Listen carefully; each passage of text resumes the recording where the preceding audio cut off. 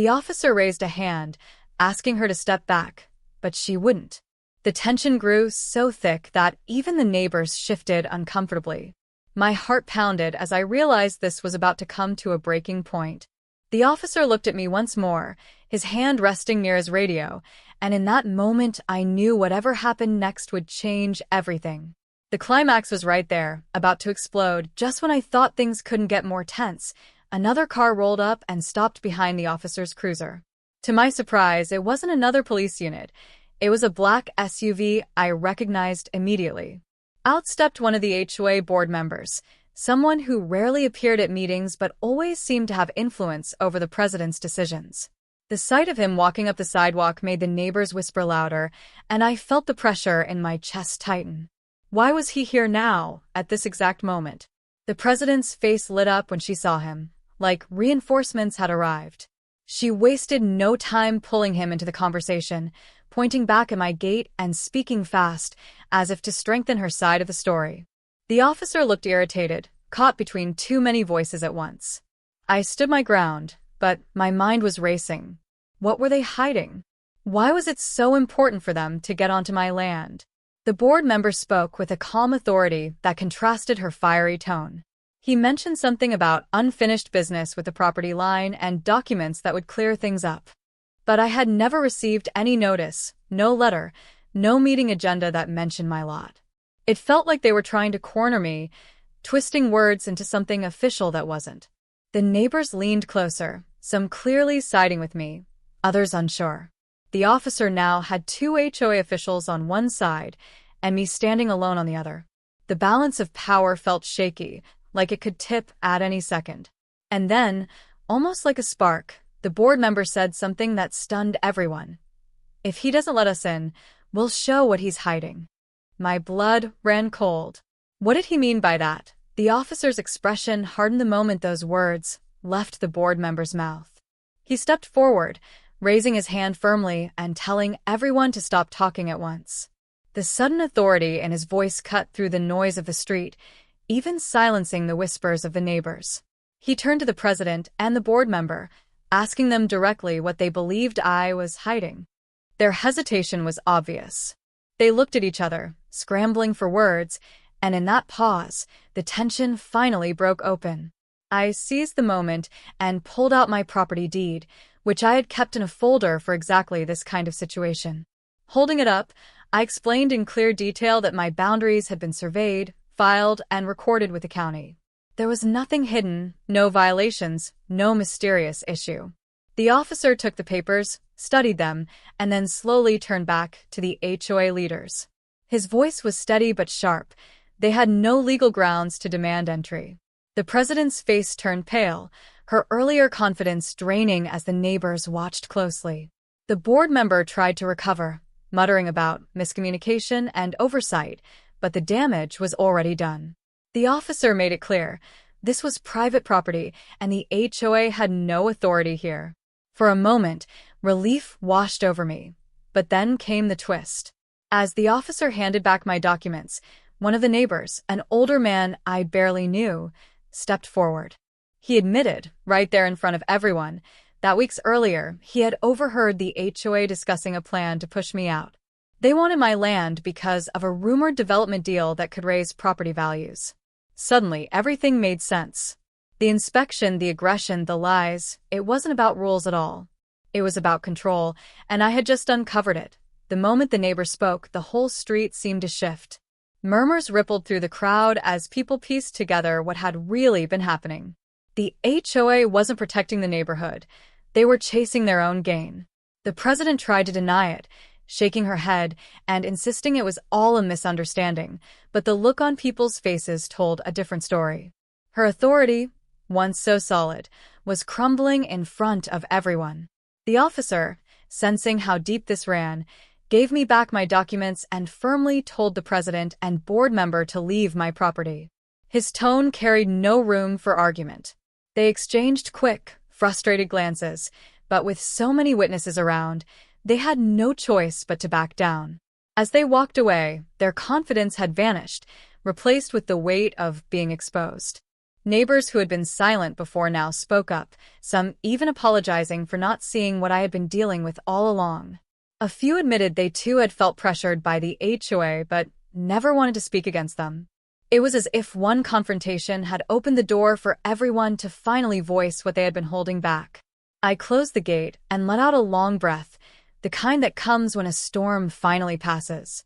My property was safe, my rights were clear, and the truth about the HOA's intentions was finally out in the open. But more than that, the balance of power in the community had shifted. People realized they didn't have to live in fear of titles or threats. Walking back toward my house, I couldn't help but think about how fragile control really is. In the end, all it took was standing firm, knowing the truth, and refusing to be pushed around. You won't believe what happened the day the HOA president showed up at my gate demanding access to my private property. It started like any ordinary morning, quiet and peaceful, until I noticed her standing there with a clipboard in hand and a look that said trouble was coming.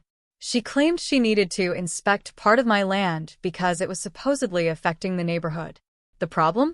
This wasn't community property, and she had no right to step foot beyond that gate.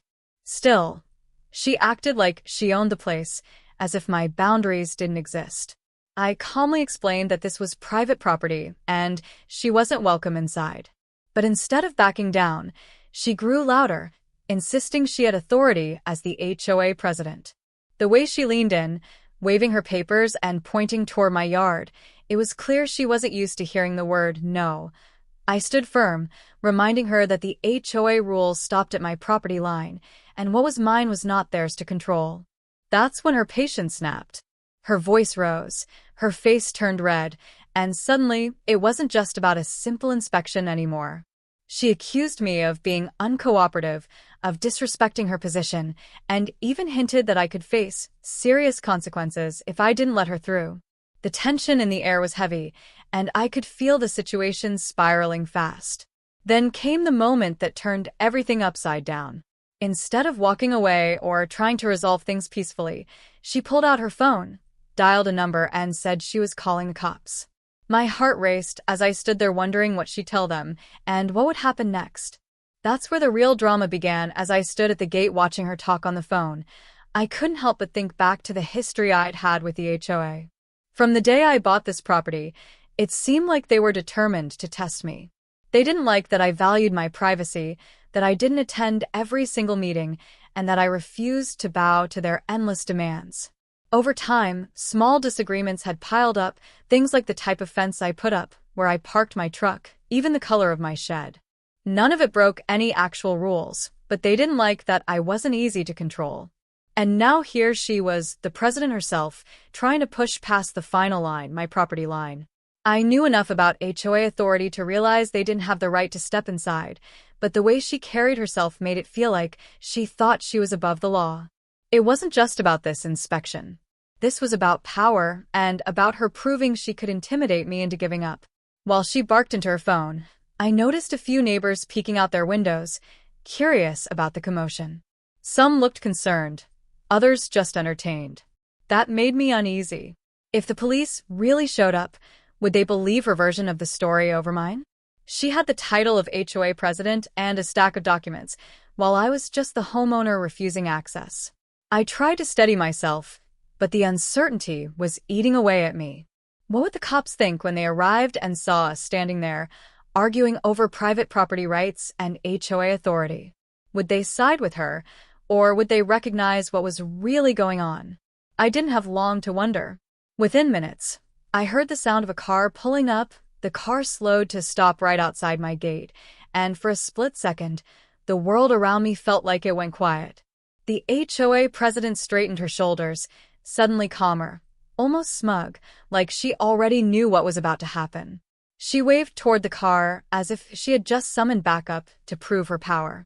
My stomach tightened.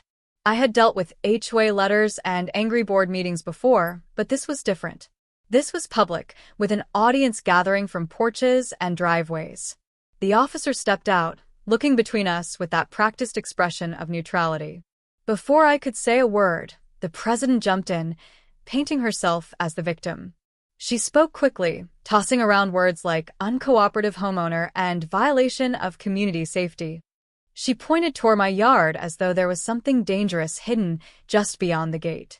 The more she talked, the more it felt like she was trying to spin a whole story out of nothing, using her title and confidence as her weapon. I could see the officer taking notes, nodding politely, but his eyes eventually shifted toward me. That was my moment to explain.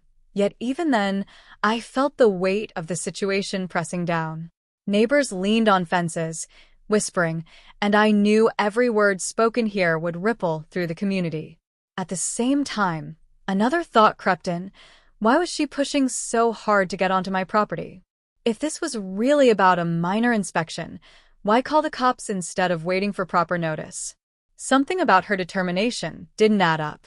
Maybe there was more going on behind the scenes, something the rest of us didn't know. The tension hung heavy as the officer finally turned fully in my direction. Ready for my side of the story, I took a deep breath before I spoke, making sure my voice stayed calm even though inside I was boiling. I explained to the officer that this was my private property, clearly outside the HOA's authority, and that I had every right to say no. I pointed to the boundary markers that were there since the day I moved in, the same ones on the property deed. My words were steady, but I could feel the president glaring at me, her arms crossed, lips pressed tight, waiting for any chance to jump back in. The officer listened carefully, glancing from me to her, and then toward the gate. The silence between each exchange made every second stretch longer. I could feel the eyes of the neighbors burning into my back. Some had even walked closer, pretending to water their lawns or check their mail, just to be part of the spectacle. The whole street felt like it was holding its breath. The president finally cut in again, her voice sharper this time. She insisted that my refusal to cooperate put the community at risk, though she never explained what risk that was. She jabbed her finger toward the yard, her voice rising until it carried down the street. For her, this wasn't about one property. It was about proving her control in front of everyone watching.